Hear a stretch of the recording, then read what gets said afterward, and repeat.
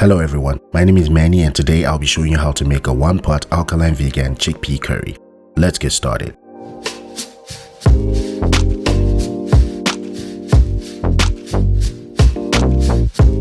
Today we'll be starting off with raw chickpeas. Soak your chickpeas for 3 to 8 hours.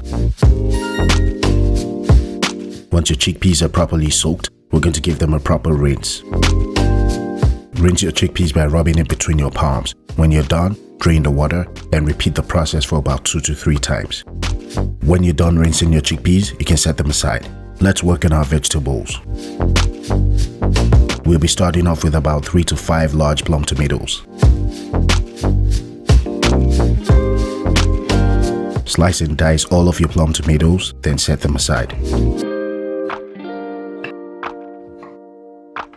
It's important to note that alkaline vegans only use cherry and plum tomatoes. If you're enjoying this video so far, please hit the like button. Thank you. Moving on to the next ingredient, we're going to slice and dice the largest onion you can find. If you don't have a large onion, use 2 small onions.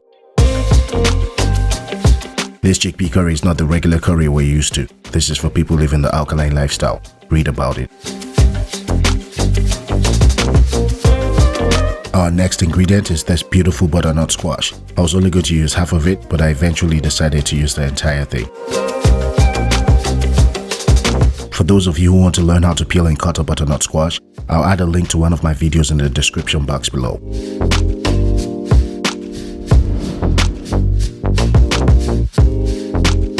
As you all know, we've covered butternut squash extensively on this channel, but the general goal is to cut them into large bite-sized pieces.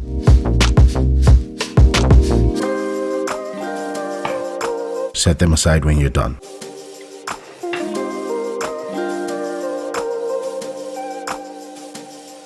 This is a chayote, and it's another type of squash, and I've also covered this extensively on my channel. The entire chayote is edible, and this includes the skin and the seed.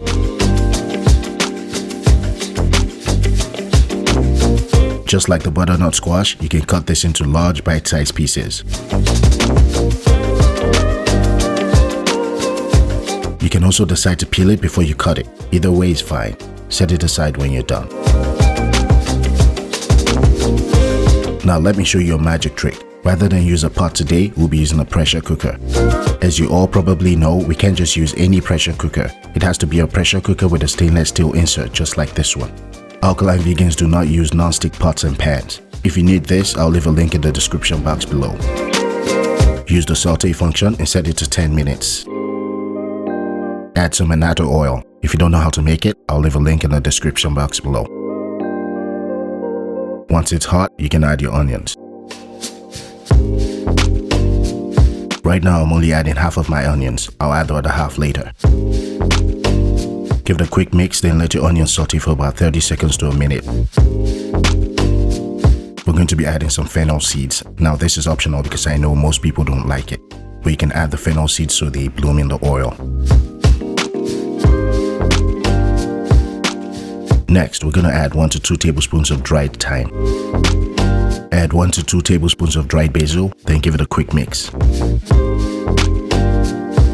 Just so you all know, I have an original chickpea curry recipe. I'll leave a link in the description box below. Let this saute for about 1 minute. After 1 minute, add your diced tomatoes and give it a quick mix. Let your tomatoes saute for about 8 minutes, and after 8 minutes, it should look something like this. Now we can continue to spice it up. Add 1 to 2 tablespoons of ginger powder. Fresh ginger is preferable.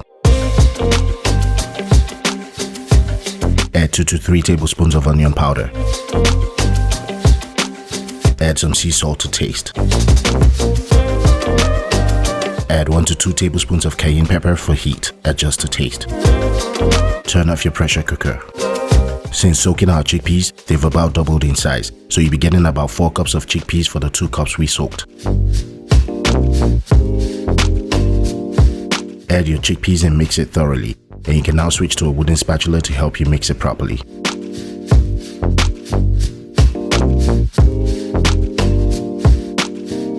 We can now add the rest of our chopped onion. So I have a confession, and no, it's not what you're thinking. I was only going to use butternut squash, but I had some leftover chayotes and I figured, why not? Wait, what did you think I was going to say? Let me know in the comment section below. Anyway, add your squashes, and you don't have to mix it now. I'm not sure why I mixed it. Go ahead and add 4 cups of water.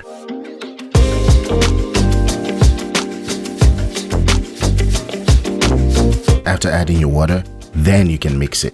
Don't be like me. At this point, you can adjust your spices, then go ahead and add any other spices you feel you'd enjoy. You can also add some coconut aminos if you like. Now you're going to cover it and give it a twist, then make sure you seal the vent.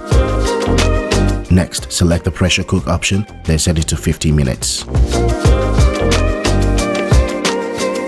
After a total of 50 minutes and you hear the beep, you can open the vent. Now this is extremely dangerous, so you need to be careful. Put on some kitchen mitts if you have to. It's really important to not open your pressure cooker until it's completely depressurized.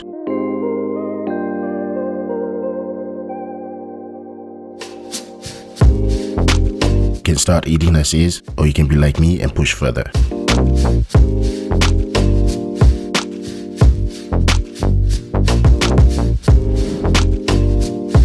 There are 2 options here. Using a ladle, scoop out some of your curry and add to a jar. You're going to notice that the curry is quite watery. This was done intentionally and I'll show you why. Make sure you're adding huge scoops of butternut squash too. Next, add lots of the broth. Now the goal here is to thicken the curry and add more flavor to the base.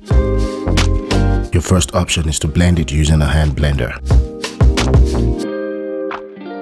Once you're done blending, add the blend to your curry. And if you don't want to do it this way, you can use 3 cups of water instead of 4, but this method is much more savory. This is the second option and also my favorite. If you don't have a hand blender, you can use any blender you have, but your end result should look something like this. Now go ahead and add it to your curry.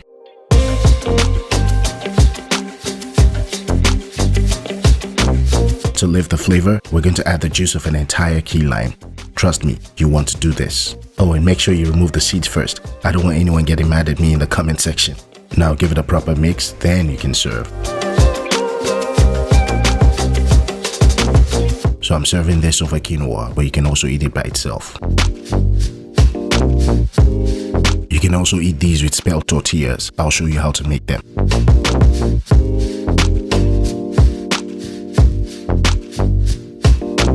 Here, take a closer look and stop wishing you were in my shoes and go make it. Thanks for watching, and I'll see you all next week.